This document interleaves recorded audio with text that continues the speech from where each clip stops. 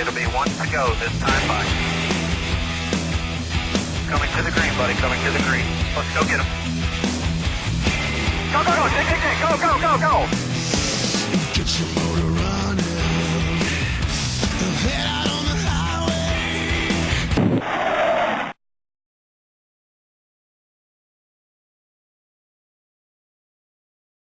Yeah, we had a really good race car all day. I thought, we started off beginning of the race, able to move up into the top 5.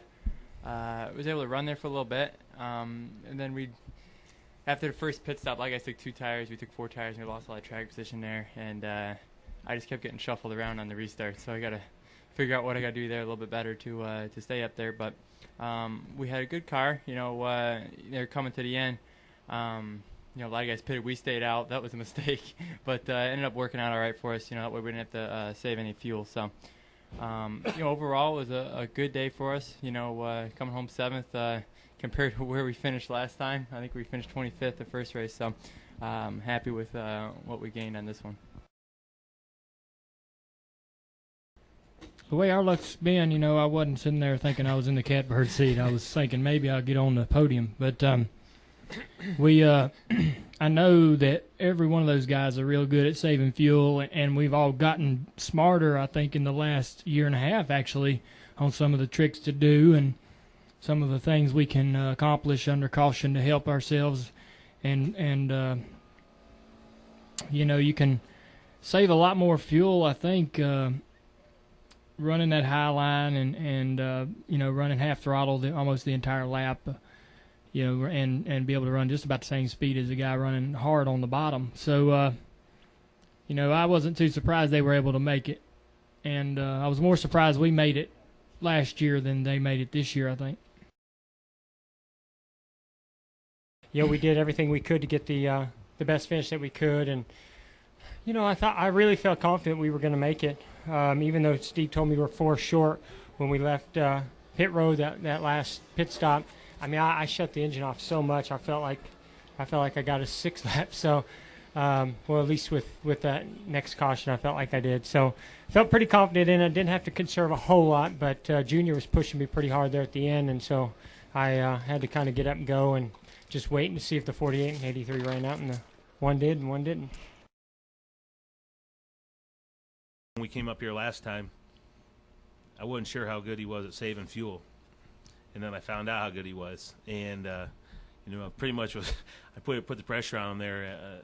That run, it was like he needed to get exactly or and better than what he had this race last time, and he did exactly that. It's almost probably to the half gallon, which is that's pretty cool to be able to get it that close.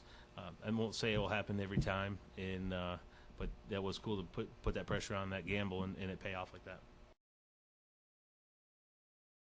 2007, Brian had some questions about, what the future was going to hold. One of the things we did last fall with the change was hiring Ryan when we got him to come over here. And really, at that point, there was never any question in my mind about putting 2 people together that would have great success for a very long time. And I think that they're both in a similar stage in their careers where they've done great things, but together I believe they can do some really great things. I said it while I was out there earlier, but I want to take a minute to thank the fans for coming out. It's a rough economy, especially in this neck of the woods and here around Michigan. And I just want to thank them for coming out and supporting the sport and turning into the races every weekend. But I got to tell you, when you're coming to 2 to go, I'm still sweating bullets, no matter how much confidence you got. I know he is, but I know I was. And when Jimmy ran out there, I knew at that point we had enough lead on Jeff that all I had to do was get to the finish. But there was definitely a sickening feeling in the bottom of my stomach that we could run out at any minute. I felt confident about how much I saved, but it's hard not to worry about it. Right now, I'm pretty happy, and I definitely consider it a success. We've set on 6 poles, and we won a race. Hopefully, we're going to win more, and hopefully, we're going to be in the chase. But if we miss the chase, obviously, I'm going to be very, very disappointed. But knowing where we came from and what we've accomplished so far this year, I'd have a hard time to say that this season was a failure, no matter what happens from here forward.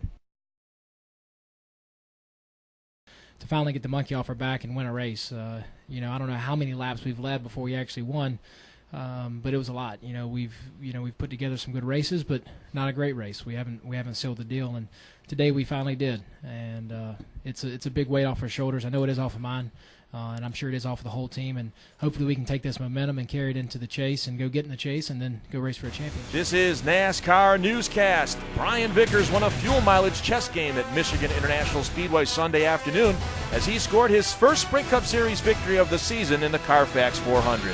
Vickers took over the top spot when leader Jimmy Johnson ran out of fuel in the closing laps, and on to give Team Red Bull its first win in NASCAR's top division. Got to be holding his breath as he hopes he'll make it back around turn 4 to start finish. Brian Vickers is going to do it. He'll score his first Sprint Cup Series win since 2006 at Talladega Superspeedway.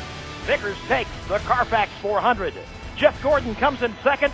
Dale Earnhardt Jr. gets third. Carl Edwards coasts across the line in fourth. And let's see, Sam Hornish will come across the line in the fifth spot. When Jimmy ran out there, I knew at that point we had enough lead on Jeff that all I had to do was get to the finish. But there was definitely a sickening feeling in the bottom of my stomach that we could run out at any minute. I felt confident about how much I saved, but it's hard not to worry about it. Vickers started the race from the pole and notched Toyota's first NASCAR Sprint Cup Series win at MIS. It was also Vickers' first Sprint Cup win since Talladega in 2006. Jeff Gordon was also able to stretch his final fuel load to finish second behind Vickers. I really felt confident we were going to make it, even though Steve told me we were 4 short when we left pit road that last pit stop. I shut the engine off so much. Dale Earnhardt Jr.'s third-place finish was his best run of the season since his runner-up finish at Talladega back in April. The win moved Vickers into the 13th spot of the Sprint Cup Series point standings and only 12 points behind Mark Martin for the 12th and final transfer spot. Martin, the June Michigan race winner, ran out of fuel on the last lap Sunday and finished 31st, dropping him to the 12th spot in the standings. The Sprint Cup Series now heads to Bristol Motor Speedway next Saturday night for the Sharpie 500. This is NASCAR Newscast.